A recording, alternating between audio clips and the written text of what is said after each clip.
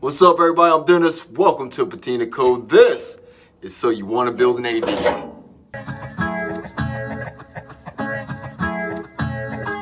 I'm cold right out, I'm done. Come on.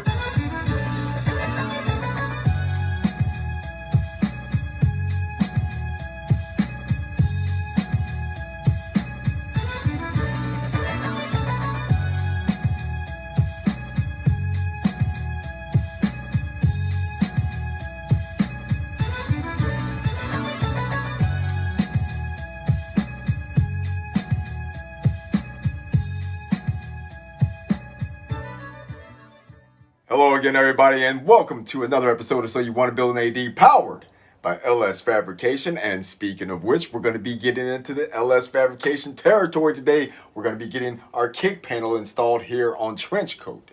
And that's an exciting point. See, the kick panels have a lot to do with the whole rest of the truck. So when the kick panels are in place, then we have a square to work off to do our firewall and our toe board. So we're going to go from the kick panels to the toe board and then putting in the firewall. We also have to get the kick panel in on the other side, but that's neither here nor there. We'll get through that part, but today we're going to get through the whole install of the LS Fabrication bead roll kick panel for this AD truck, and I'm excited to get into that, man. We've been talking about LS Fab since day one, and now we get to see what's up with them, what's they about, you know what I mean? That's the cool thing. So right now at the beginning of the video, you see me in a little intro. I was down here scribing out some metal because we have to fill in the hole where the emergency brake pedal would have been. And in this particular truck, the e-brake did have a foot pedal. So we got to fill in that, get rid of that. Then we need to go ahead and get the inside of our cowling and all that coated, painted, primed, coated. Once it dries, then we can begin with doing the kick panel. So we're going to want to get into that, so let's get right into it. Before we go into the actual install on the panel, something I want to share with you. For those of you who are doing a custom build, like you're going to hide the wires, such as I'm doing, you're going to want to figure out where those wires need to come out of before you go to putting everything together. And that's one of the things. I'm constantly thinking ahead on the build. Granted, I've built a few ADs, so I kind of know the ins and outs of where you can put things to hide things. But if you're going to be wanting to come behind this panel, if you weld it on, such as what I'm going to do, you're not going to be able to get back behind there again. You could also tech screw it or metal tap screw it on there. But depending on the style of build, you might not want the screw heads sticking out to be visible. So what I do is, before we even get the panels mounted to the truck and welded in place, we start making our provisions for our outlets of the wires. So on this side of the truck, we are going to need a total of 7 wires, okay? We're gonna have 2 for the headlights, 2 for the signal lights. We're gonna have 2 for the fog lights, and then we're gonna have 1 for the fan. So what I've done is drilled the hole through the archway that's right under here, under the cowl. And then what I like to do to make all that stuff be protected, instead of wrapping it up in a bunch of wire and doing all this nonsense, I simply install a 1/2-inch diameter push connect fitting and 1/2-inch air line. Works perfect. It's sealed and it's DOT line, so it has the Teflon coating on the inside, and it's ultra protected from the debris, dirt, because it's coming out right there where the wheel's going to be kicking up dust, right? So if you haven't thought of it, maybe this would be a good way for you to hide your wires and secure them. The push connect, it's so simple. You just push the air line down in there, and then you feed your wire and it'll go right through there. Of course, it has to be a little bit smaller than the diameter you're trying to go in so that you can make sure it flows through there. But you can do it. If you have to wrap the wires tight with some black tape just to keep them snug, that works the best. And then you can feed them through and come out on the other end. As we continue with the build, as we, of course, we get closer to wiring it up, we'll go over all this again. But that's just a heads up for now with doing the kick panel. If you're trying to hide wires and all that, figure out where you got to hide them. Make sure you got access to that spot and you can get to it and uncover it if you have to. So now it's time to get to the kick panel install. For those of you who've been following along, and those of you who remember, we ripped out the old cowl, and with it, we ripped out the inside parts of the cowl. Those of you who have been really following along, remember this little set screw right here. This set screw is key to mounting our hinges back in the truck. And this also, saving this piece, is also going to help us when we get ready to locate our kick panel. We're going to need something for the top of the kick panel to mount to, and that's where this comes into play. So you have to imagine the cowl was all back together like this, right? Now this would be the inside. Now, of course, it's not all mangled like that. You know, we did all that while we were tearing it apart. But this part right here, this square, is what goes over top of the hinge. And you can see there's the spot welds right there from where we ripped it out of where it was mounted to inside the truck. What we're going to do is get it set and then get it welded back in place, get this all straightened back out, and get this little set screw to line up with our cowl panel that we have now. All right, so we have this little piece removed from the old cowling. And now what we need to do is determine how this is going to fit back up there in our cowling. Obviously, we're going to be wanting to cut this away, get a little more streamlined, not have all the jaggedness. The only thing we're concerned with is having this portion of it so that we have something to mate our kick panel to. Then we're going to want to locate this set screw up here in the hole where it belongs. It's not that tricky of a deal. We did kind of mangle it up, got it out of whack. And I was just doing some test fitting to see, you know, how it goes back up in there. Like, I know how it goes, but, you know, we got to get it right. So, it goes like that. And that would be sufficient. And then we just would have to figure out where to go after that point. It looks good right there. There's a remnant spot there from where this came out of it, so I'll use that as a locator. Now all I need to do is flatten this out and get it more straight. So I'm gonna work on that now real quick. I'm gonna, of course, use Baby Thor. Baby Thor, he's come in handy multiple times. So I'm gonna start beating on this, get it straightened out, and then we'll get it put up here.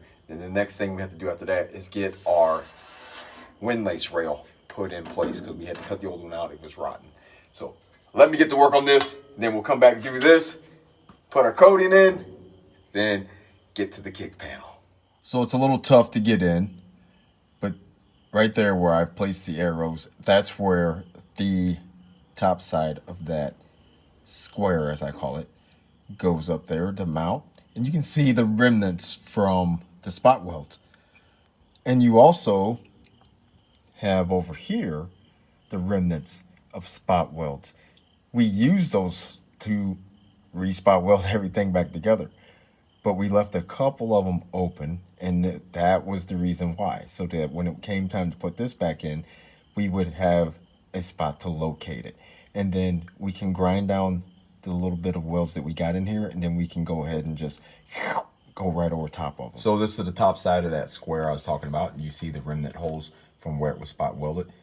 And I just put arrows in the previous segment of this video of where this would go to. So this would attach to the bottom side of that flange up there. And then it would go like this.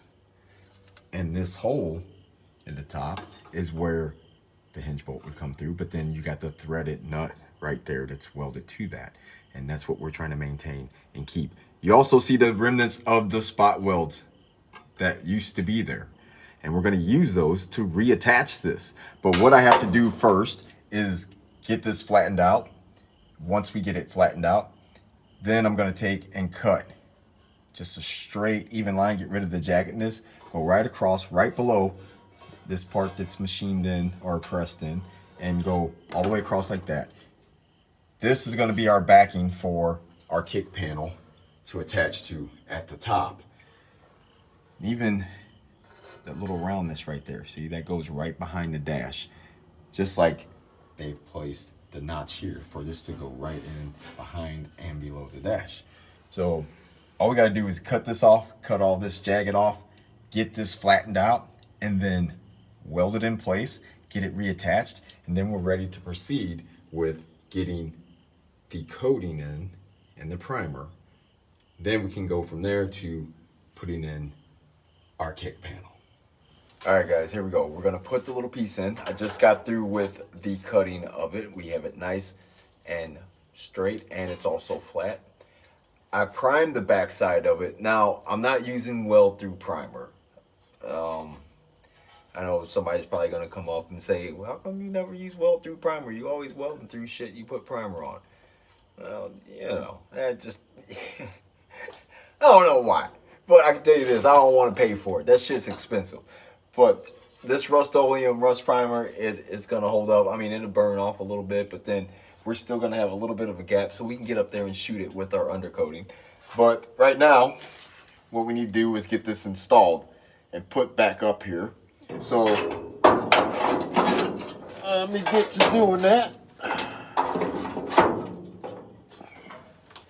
I've got all my holes and everything drilled out for it.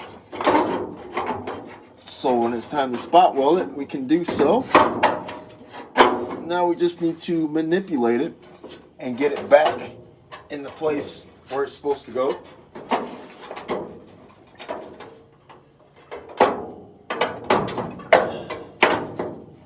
We're trying to line it up. I might have flattened it a little too much when I was flattening it. So there we go. Now we got it back here where we need to be. Let me do a little bit of a minor adjustment here.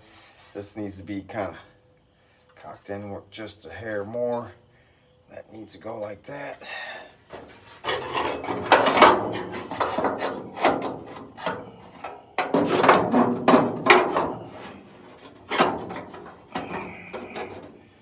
All right.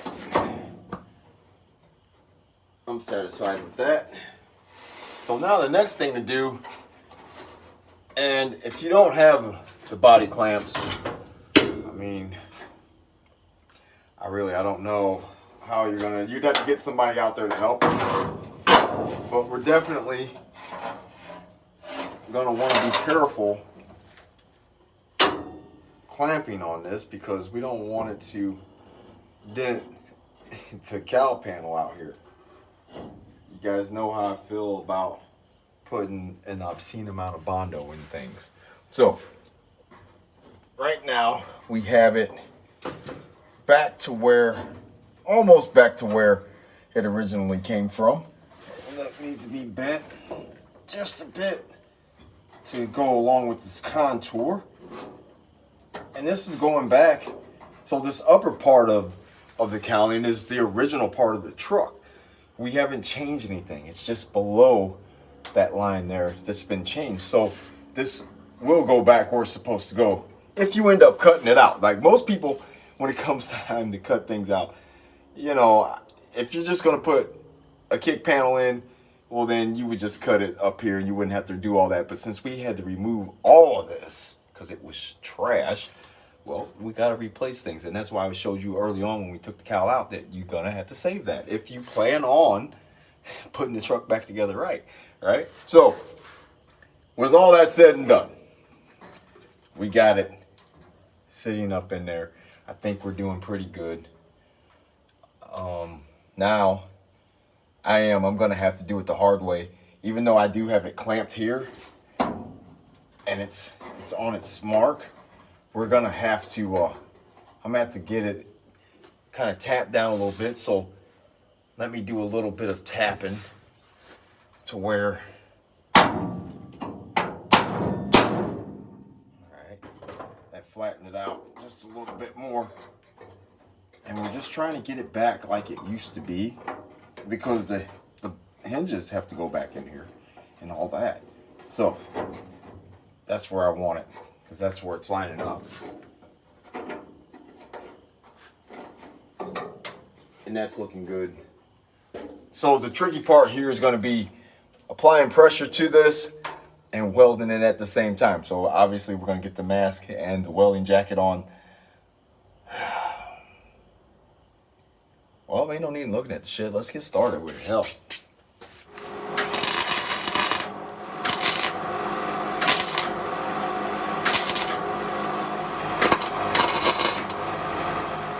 get the picture. So I'm gonna go ahead and finish tacking all this shit up, and then we'll get to coating everything and then the install. But before that, we have to put our rail on here. That's gonna be far easier than doing this.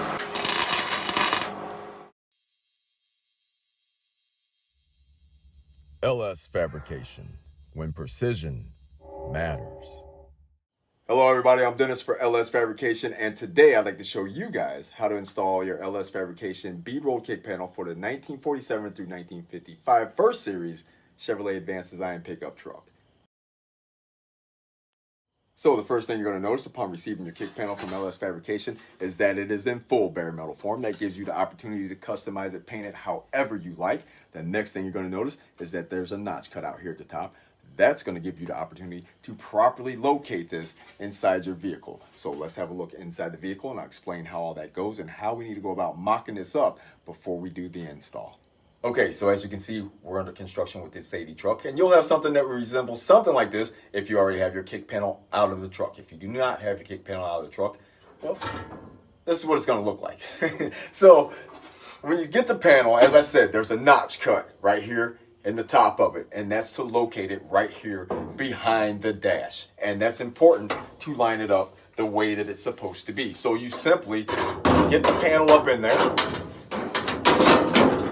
and you would get it right there where it needs to be.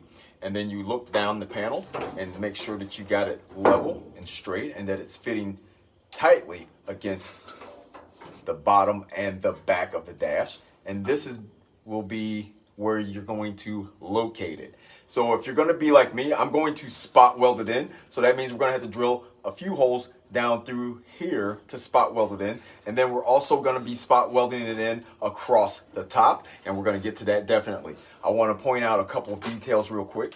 Give you a look at what we got going on here. So as we said from the beginning of the video, the notch locates the panel underneath and behind the dash.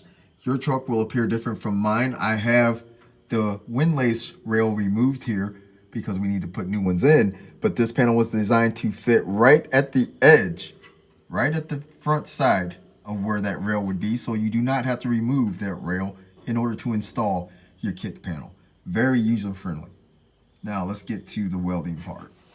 All right, so before we can begin with the welding process, we have to make sure that everything is mocked up and in the place that it needs to be. For those of you who have your full firewall and toe board in, this is really easy. You just line it up and go from there. For us that are cutting everything loose, you're going to want to pay attention to what you're doing. I have installed my windlace rail to give you guys a better visual of how it should go. This is how it should be, butting up to the windlace rail.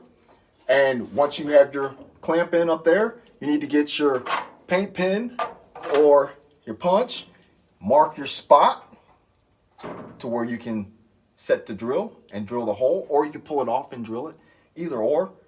I'm going to leave it on there since we've marked it with this. This drill bit's going to stay center and it's going to poke through right where we want it. And then from there, we just make sure we have everything where we want it, and then we start putting fire to it.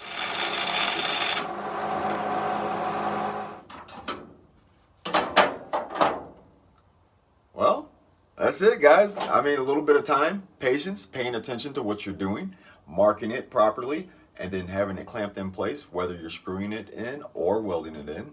Either way, you just follow those steps and you'll come out with a pretty nice install. I think it turned out really well. Just needs to be cleaned up and grind these welds down there here on this side, and we'll be good to go from there. I'm Dennis for LS Fabrication. This has been an install for the 1947 to 1955 first series bead roll kick panel from LS Fabrication. Good luck to you guys with your future endeavor and your project. Thanks for watching. Now get after it. LS Fabrication, when precision matters.